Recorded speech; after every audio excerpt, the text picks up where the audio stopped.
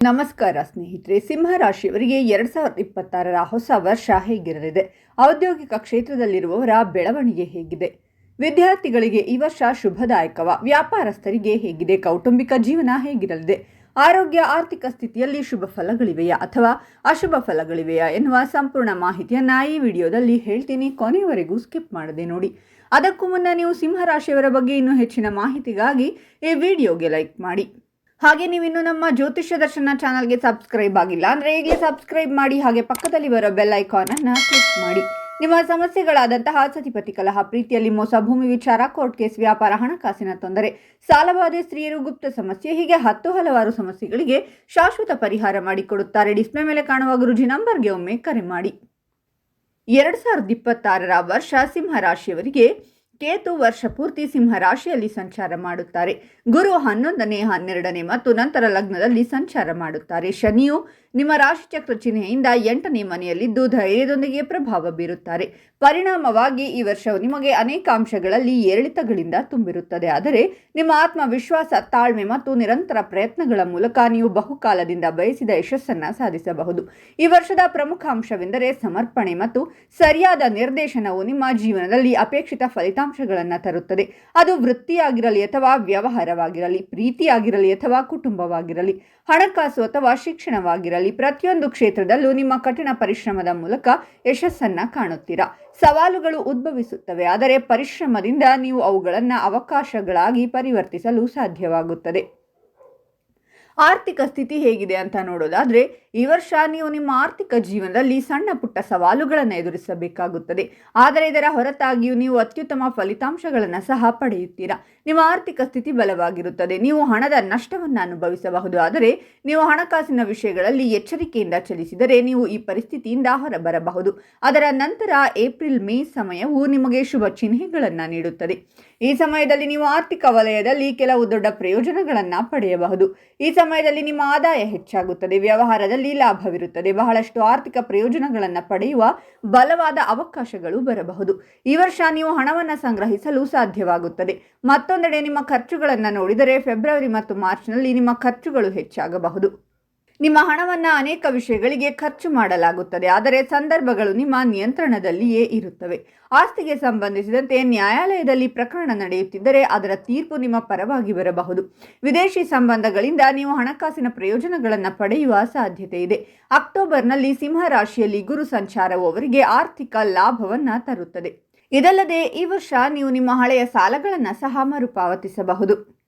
ವೃತ್ತಿ ಜೀವನ ಹೇಗಿದೆ ಅಂತ ನೋಡೋದಾದ್ರೆ, 2026ನೇ ವರ್ಷವು ಸಿಂಹ ರಾಶಿಯವರಿಗೆ ವೃತ್ತಿ ಮತ್ತು ವ್ಯವಹಾರದ ವಿಷಯದಲ್ಲಿ ಯಶಸ್ಸನ್ನು ತರುತ್ತದೆ. ಈ ವರ್ಷ ನಿಮ್ಮ ವೃತ್ತಿ ಜೀವನಕ್ಕೆ ಹೊಸ ಶಕ್ತಿ ಮತ್ತು ಆವೇಗವನ್ನು ತರುತ್ತದೆ. ಕೆಲಸದಲ್ಲಿ ನಿಮ್ಮ ಕಾರ್ಯಕ್ಷಮತೆ ಸುಧಾರಿಸುವುದಲ್ಲದೆ ನಿಮ್ಮ ನಾಯಕತ್ವ ಕೌಶಲ್ಯಗಳು ಸಹ ಹೊಳೆಯುತ್ತವೆ. ಈ ವರ್ಷ ನಿಮಗೆ ಗುರಿಗಳನ್ನು ಹೊಂದಿಸಲು, ಯೋಜನೆಗಳನ್ನು ರೂಪಿಸಲು ಮತ್ತು ಅವುಗಳನ್ನು ಪರಿಣಾಮಕಾರಿಯಾಗಿ ಕಾರ್ಯಗತಗೊಳಿಸಲು ಅವಕಾಶವನ್ನು ಒದಗಿಸುತ್ತದೆ. ಉದ್ಯೋಗದಲ್ಲಿರುವವರಿಗೆ ಈ ವರ್ಷ ನಿಮ್ಮ ಕೆಲಸದಲ್ಲಿ ಸ್ಥಿರತೆ ಮತ್ತು ಪ್ರಗತಿಯನ್ನು ತರುತ್ತದೆ. ಅನೇಕ ವ್ಯಕ್ತಿಗಳಿಗೆ ಹೊಸ ಜವಾಬ್ದಾರಿಗಳನ್ನು ನೀಡಲಾಗುವುದು. ಇದು ನಿಮ್ಮ ಸಾಮರ್ಥ್ಯಗಳನ್ನು ಮತ್ತಷ್ಟು ಬಲಪಡಿಸುತ್ತದೆ. ನೀವು ಉದ್ಯೋಗ ಬದಲಾವಣೆಯನ್ನು ಪರಿಗಣಿಸುತ್ತಿದ್ದರೆ ಸರಿಯಾದ ಸಮಯದಲ್ಲಿ ನೀವು ಉತ್ತಮ ಆಯ್ಕೆಗಳನ್ನು ಕಂಡುಕೊಳ್ಳಬಹುದು. ವ್ಯವಹಾರದಲ್ಲಿರುವವರಿಗೆ ಈ ವರ್ಷ ಬೆಳವಣಿಗೆ ಮತ್ತು ವಿಸ್ತರಣೆಯನ್ನು ಸೂಚಿಸುತ್ತದೆ.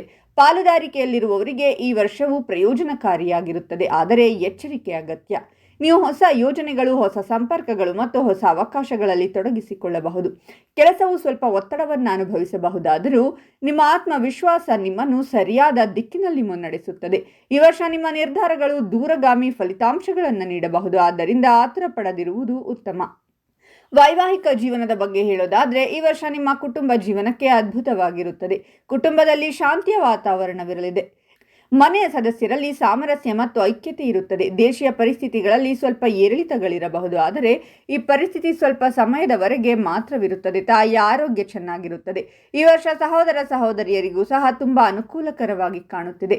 ವಿದೇಶಕ್ಕೆ ಹೋಗುವ ಬಲವಾದ ಸಾಧ್ಯತೆಗಳು ಸಹ ಗೋಚರಿಸುತ್ತವೆ. ನಿಮ್ಮ ತಂದೆಯ ಆರೋಗ್ಯವನ್ನು ನೋಡಿಕೊಳ್ಳಿ. ಈ ವರ್ಷ ತಂದೆಯ ವೃತ್ತಿ ಜೀವನದಲ್ಲಿ ದೊಡ್ಡ ಜಿಗಿತವಾಗಬಹುದು. ನೀವು ನಿಮ್ಮ ಕುಟುಂಬದೊಂದಿಗೆ ತೀರ್ಥಯಾತ್ರೆಗೆ ಹೋಗಬಹುದು ಅಥವಾ ಬೇರೆ ಯಾವುದಾದರೂ ಸ್ಥಳಕ್ಕೆ ಭೇಟಿ ನೀಡಬಹುದು. ಮೇ ಜೂನ್ ತಿಂಗಳಲ್ಲಿ ಕುಟುಂಬ ಸದಸ್ಯರ ವಿವಾಹದ ಸಾಧ್ಯತೆ ಇದೆ. ಇದರ ಹೊರತಾಗಿಯೂ ನಿಮ್ಮೆಲ್ಲರ ನಡುವಿನ ಪ್ರೀತಿಯ ಸಂಬಂಧವು ಒಂದೇ ಆಗಿರುತ್ತದೆ. ನಿಮ್ಮ ತಾಯಿಯೊಂದಿಗಿನ ನಿಮ್ಮ ಸಂಬಂಧ ನಿಕಟವಾಗಿರುತ್ತದೆ. ಪ್ರೇಮ ಜೀವನ ಹೇಗಿರುತ್ತೆ ಅಂದರೆ ಈ ವರ್ಷ ಸಿಂಹ ರಾಶಿಯವರ ಪ್ರೇಮ ಜೀವನವು ಸವಾಲಿನಿಂದ ಕೂಡಿರುತ್ತದೆ. ಆದ್ದರಿಂದ ನೀವು ಈ ವರ್ಷ ಹೆಚ್ಚು ಜಾಗರೂಕರಾಗಿರಬೇಕು. ನಿಮ್ಮ ಪ್ರೇಮ ಸಂಗಾತಿಯೊಂದಿಗೆ ಏನಾದರೂ ವಿಷಯಕ್ಕೆ ಸಂಬಂಧಿಸಿದಂತೆ ಬಿರುಕುಂಟಾಗಬಹುದು ಅಥವಾ ಕೆಲವು ತಪ್ಪು ತಿಳುವಳಿಕೆಯಿಂದಾಗಿ ಸಂಬಂಧದಲ್ಲಿ ಅಸಮಾಧಾನ ಉಂಟಾಗುವ ಸಾಧ್ಯತೆ ಇದೆ. ಕೆಲವೊಮ್ಮೆ ನೀವು ನಿಮ್ಮ ಸಂಬಂಧದ ಬಗ್ಗೆ ಅತೃಪ್ತರಾಗಿ ಕಾಣುತ್ತೀರಾ. ಈ ಸಮಯದಲ್ಲಿ ನಿಮ್ಮ ಹೃದಯದಲ್ಲಿ ಏನನ್ನು ಇಟ್ಟುಕೊಳ್ಳಬೇಡಿ. ಸಂಗಾತಿಯೊಂದಿಗೆ ಯಾವುದೇ ರೀತಿಯ ವಾದವಿದ್ದರೆ ಅದನ್ನು ಒಟ್ಟಿಗೆ ಪರಿಹರಿಸಲು ಪ್ರಯತ್ನಿಸಿ. ಕೋಪಗೊಳ್ಳುವ ಬದಲು ಶಾಂತ ಮನಸ್ಸಿನಿಂದ ವಿಷಯಗಳನ್ನು ಪರಿಹರಿಸಲು ಪ್ರಯತ್ನಿಸಿ. ಈ ಸಮಯದಲ್ಲಿ ನಿಮ್ಮ ಸಂಗಾತಿಯ ಮೇಲೆ ಯಾವುದೇ ರೀತಿಯ ಒತ್ತಡ ಹೇರಬೇಡಿ ಅಥವಾ ನಿಮ್ಮ ಅಭಿಪ್ರಾಯಗಳನ್ನು ಅವರ ಮೇಲೆ ಹೇರಲು ಪ್ರಯತ್ನಿಸಬೇಡಿ. ಪ್ರೀತಿ ಪಾತ್ರರ ಸಂಗಾತಿಯ ಭಾವನೆಗಳನ್ನು ಅರ್ಥ ಮಾಡಿಕೊಳ್ಳಿ. 2026ರಲ್ಲಿ ಆರೋಗ್ಯ ಹೇಗಿರುತ್ತೆ ಅಂದರೆ ಈ ವರ್ಷ ನಿಮ್ಮ ಆರೋಗ್ಯವು ಉತ್ತಮವಾಗಿರುತ್ತದೆ. ವರ್ಷದ ಆರಂಭಿಕ ತಿಂಗಳುಗಳಲ್ಲಿ ನಿಮಗೆ ಶೀತ ಮತ್ತು ಜ್ವರದ ದೂರುಗಳು ಇರಬಹುದು. ನೀವು ದೈಹಿಕ ಆಯಾಸ ಮತ್ತು ಶಕ್ತಿಯ ಕೊರತೆಯನ್ನು ಅನುಭವಿಸುವಿರಿ. ಆದರೆ ಫೆಬ್ರವರಿ ಮಧ್ಯಭಾಗದಿಂದ ನೀವು ಆರೋಗ್ಯ ಪ್ರಯೋಜನಗಳನ್ನು ಪಡೆಯಲು ಸಾಧ್ಯವಾಗುತ್ತದೆ. ನಿಮ್ಮ ಆರೋಗ್ಯವು ಜೀವನಕ್ಕೆ ತುಂಬಾ ಉತ್ತಮವಾಗಿರುತ್ತದೆ. ಆರೋಗ್ಯಕರ ದಿನಚರಿ ನಿಮ್ಮನ್ನು ಆರೋಗ್ಯವಾಗಿಡುತ್ತದೆ. ಯೋಗ ಮತ್ತು ವ್ಯಾಯಾಮ ನಿಮ್ಮ ಮನಸ್ಸನ್ನು ಸ್ಥಿರ ಮತ್ತು ಸಂತೋಷವಾಗಿಡುತ್ತದೆ. ಆದರೆ ಸಣ್ಣ ಪುಟ್ಟ ಕಾಯಿಲೆಗಳನ್ನು ಎಂದಿಗೂ ಹಗುರವಾಗಿ ತೆಗೆದುಕೊಳ್ಳಬೇಡಿ. ಬದಲಿಗೆ ತಕ್ಷಣವೇ ಅವುಗಳಿಗೆ ಚಿಕಿತ್ಸೆ ಪಡೆಯಿರಿ. ಉತ್ತಮ ಆರೋಗ್ಯಕ್ಕಾಗಿ ಉತ್ತಮ ಅಭ್ಯಾಸಗಳನ್ನು ಅಳವಡಿಸಿಕೊಳ್ಳುವುದು ಬಹಳ ಅವಶ್ಯಕ. ಆದ್ದರಿಂದ ಧೂಮಪಾನ ಮತ್ತು ಮದ್ಯಪಾನದಿಂದ ದೂರವಿರಿ. ಸಸ್ಯಾಹಾರಿ ಆಹಾರಕ್ಕೆ ಪ್ರಾಮುಖ್ಯತೆ ನೀಡಿ. ಮಾನಸಿಕ ಶಾಂತಿಗಾಗಿ ಧ್ಯಾನಿಸಿ.